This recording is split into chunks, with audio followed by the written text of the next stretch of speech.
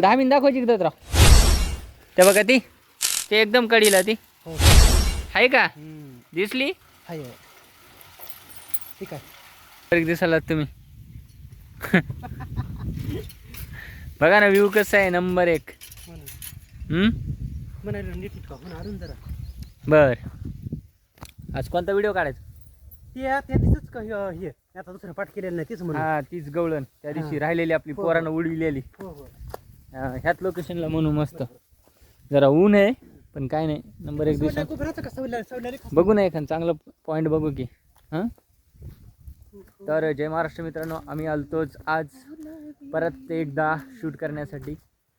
याची गवळण आम्ही इथं शूट केली होती सतरावची आमच्या कवीची, पण ती गवळण काही कारणास्तव मुलानं उडून टाकली. काय झालं तर काय माहीत नाही, तर आम्ही परत एकदा त्याची गवळण शूट करणार. बघा एका शेतकऱ्याच्या शेतामध्ये आलो. कसं काय जात राव पाहुणं आहे का? हालतात का ओढी? पाहुणे नाही मग एवढ्या जवळ काय हाल चाललेत? किती खोल असून जात राव हिर? 50 फूट दत्तराव. तुम्ही पाहुणे शिकायला पाहिजे होतं. तुम्हाला 10 मिनिट दाखवायची का दत्तराव? ते बघा ती ते एकदम कडीला ती आहे का? दिसली? ठीक आहे. पाणी भरपूर येईल दिसायला. आम्ही नाही का साप आहे लय लांब दिसणं, सापच दिसायले. साप जिवंत राहत नाही पण पाण्यात राहत नाही. 2 झरीला चांगलं पाणी. मग कसं करायचं इथं शूट? काय पुन्हा आपल्या राजभाऊ म्हणलंय काय अडचण नाही, शूट करा काही करा.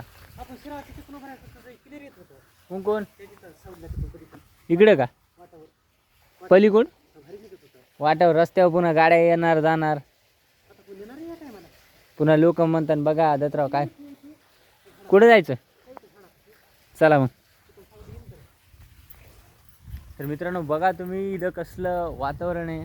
आमच्या गावाजवळून फक्त अर्धा किलोमीटर लांब ही शेती आहे, पूर्ण हिरवीगार अशी नंबर 1 शेती आहे इथं.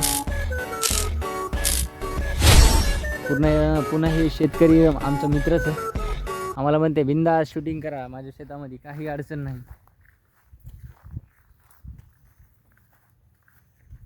आमचे SRK यायचे राहिले तर आपले SRK यायचे राहिले. काय लिंबोणीच्या झाडाखाली आहे काय खांदी गवळण?